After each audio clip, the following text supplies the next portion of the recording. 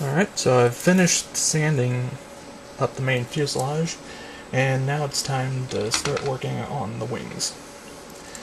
Now,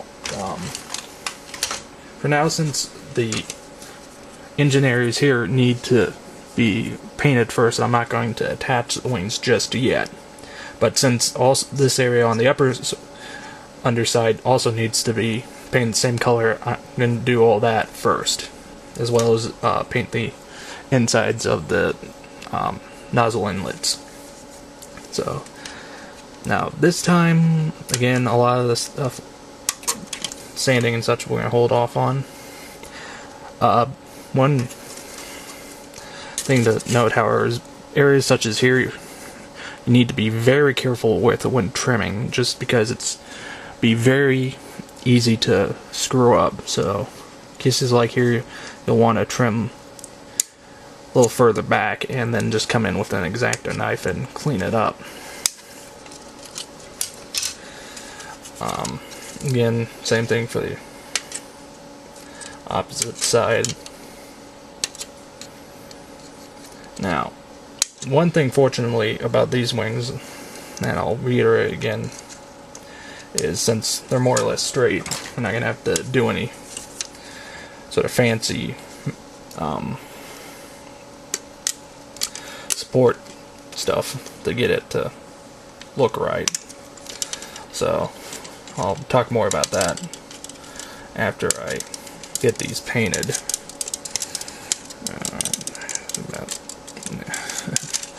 One thing you will note is that almost on all kits they really overdo the amount of pour stubs for wing sections.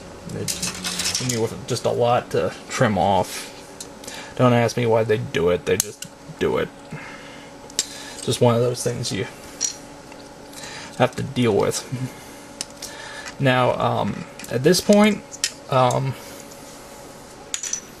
typically, a lot of the times, you can get away with assembling the upper and lower wing sections, or in some cases even, it'll just be one piece and you just slide it in. But since we need to paint the insides, we're going to leave them off, and also because the upper wing surface has to fit in a little groove tab here on the fuselage right here on the pieces we attached earlier.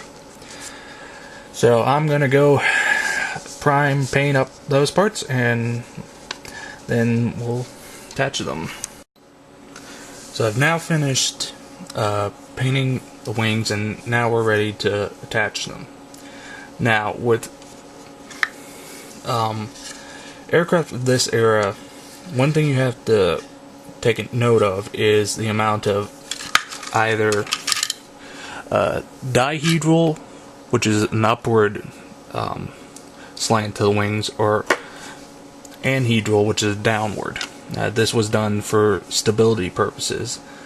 So in order to accurately model aircraft of this period, that's something you gotta take into account and look at references about, and to see how much. And ideally what you can do is basically find a good photo head-on of the aircraft that you're building, and then blow it up to the scale that you're working in, and more or less use that as a reference.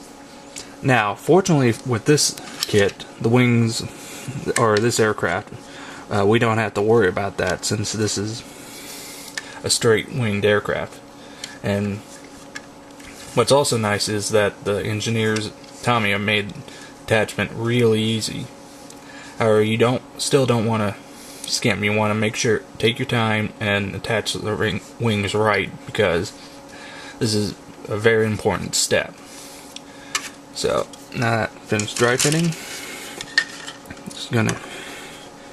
now you want to make sure you apply ample amounts just to be on the safe side of glue, just to be on the safe side, and make sure everything connects up nice and snug.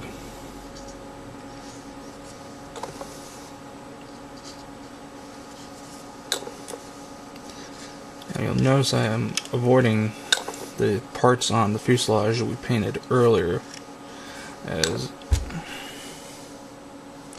those parts that fit into where the gearbox meets the fuselage in this area. So again, you just want to make sure you get all the areas, and since this inside area is not going to be seen, you can get a little sloppy just so long as you keep the slop to the inside.